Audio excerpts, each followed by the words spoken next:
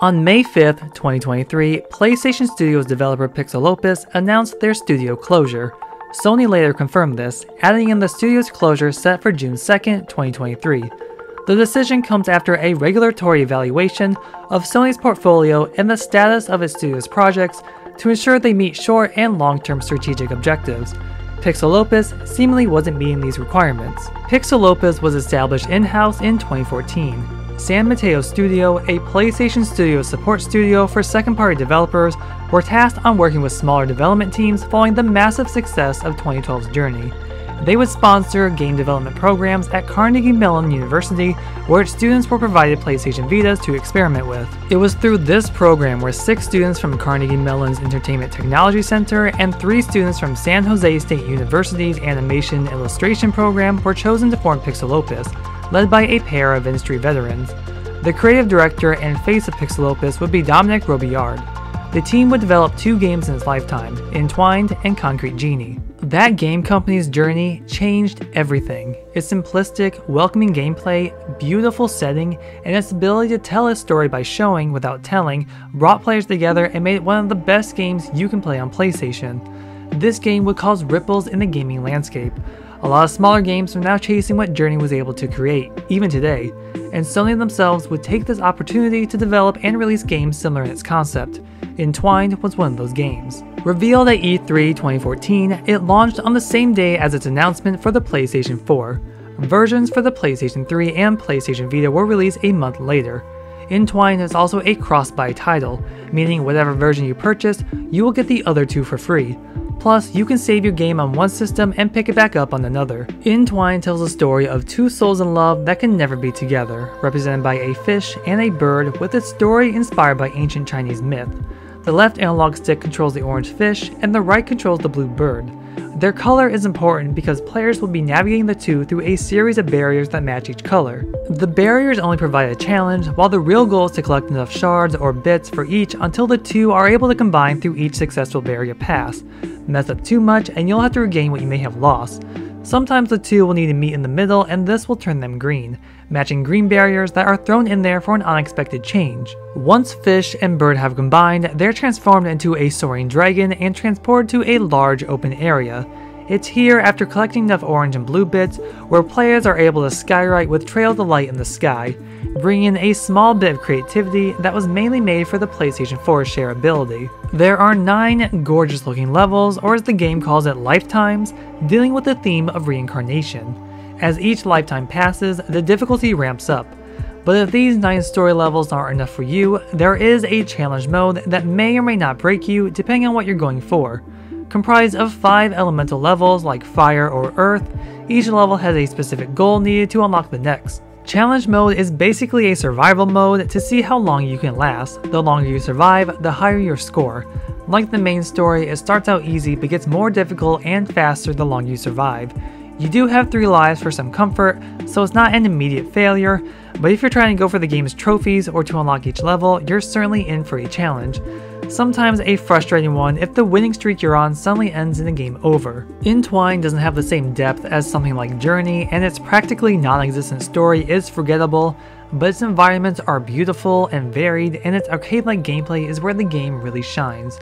It can become addicting and again sometimes frustrating, but that's the fun of it. At one point, there was a mobile version of the game called Entwined Challenge. It contained a new version of challenge mode, a new scoring system, online leaderboards to challenge friends, new unlockables with never-before-seen concept art, behind-the-scenes sketches and videos of the original Entwined game, something that really should have been unlockable in the original, and a touch control scheme for mobile devices. It was also a paid game with no microtransactions. If you want to play it today though, it's been long delisted from all app stores. But it was Concrete Genie, the second and final game by PixelOpus, where the studio really begins to find itself.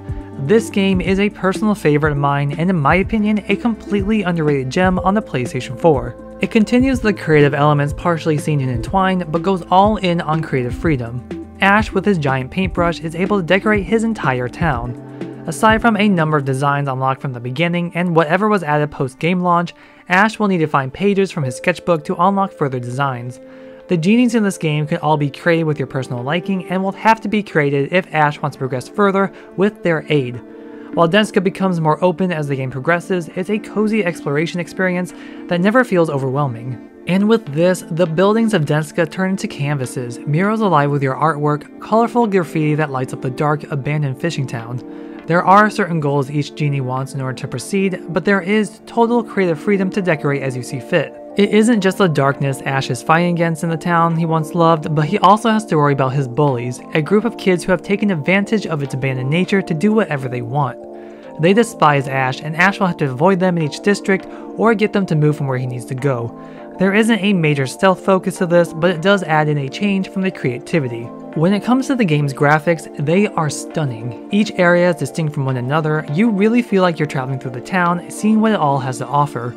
And the designs of the characters, their drawn facial features, add to Concrete Genie's charm and inventiveness. Concrete Genie tackles a powerful theme.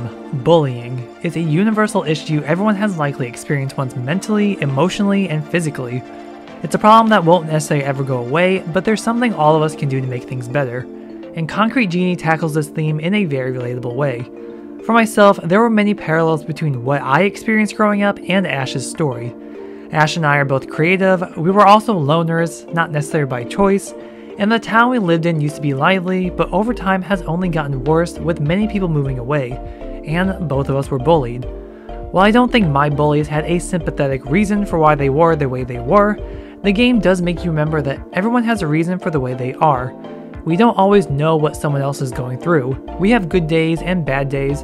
Our personal lives may be different than the ones we put out publicly. It's important to remember that we are human and we are all going through something at some point. I commend Ash. He's a better and more sympathetic person. He doesn't let the bullies get the best of him no matter how hard they push his buttons. While he may feel some kind of defeat, he makes the best of his situation, and when that involves saving his town from the darkness, he's more than eager to bring Denska back to life. His creative passion moves him forward even through the darkest of times, and that I can relate to. There's also an optional PlayStation VR mode attached to the game. While you can't play the main game in VR, a separate mode that allows for even more creativity in first person that takes place in the Genie's world. It's not really much to talk about and feels more like a reason for PSVR users to buy the game, but it's a nice little bonus to experiment with for at least an hour. Concrete Genie is a smaller experience that can be finished in about 6 hours. In comparison to the bigger games we're used to today, I love these smaller experiences. They feel more memorable, don't overstay their welcome, and are refreshing to play through, especially a number of times. After Concrete Genie, PixelOpus would begin work on their next project, a PlayStation 5 title made in Unreal Engine 5 in collaboration with Sony Pictures Animation. Outside of that little amount of information, we really don't know anything else. There was a persistent rumor that the game in development was a new Sly Cooper game. However, Sucker Punch Productions, the original developers of the Sly Cooper series, publicly shut down any rumors of a new Sly Cooper game in development from them or any other studio. There's always a chance something about PixelOpus' mysterious game will be leaked or said in the future, or perhaps this project was moved to another studio. Only time will tell. PixelOpus was a small studio and may not have had the legacy of other PlayStation studios, but both games signify what PixelOpus were about, creating memorable, creative experiences that were welcoming for any player. Concrete Genie was only a taste of what this studio is capable of, and if given the chance, I'm sure their collaboration with Sony Pictures Animation would have been something truly original. If you haven't played Entwined or Concrete Genie yet, you need to try each one. Entwined is a nice game you can easily experience within an hour, but if you want a heartfelt, touching, and relatable story, Concrete Genie is perfect, and I cannot recommend Concrete Genie enough. Concrete Genie was very original and unique, very indie PlayStation at a time when it felt like they loved to explore different genres with immense creativity despite them starting to drift away from this.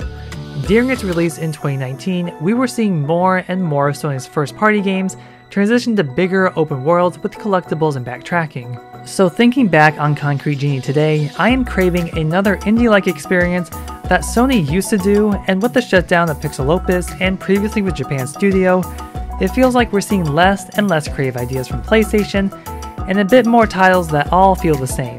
They may still be enjoyable, but don't necessarily scratch that unique itch. Open world games and live service titles. This is where Sony has been heading, but they need to inject smaller, unique titles into their portfolio once again in order to stand out. Some diversity than what we've seen. PlayStation has always been best when they've experimented with various genres for a wide audience. I was really looking forward to see what their PlayStation 5 title was going to be about, so the shutdown of PixelOpus does leave me a bit heartbroken, and I'm not the only one. Many PlayStation players are seeing this as a sign of change to come.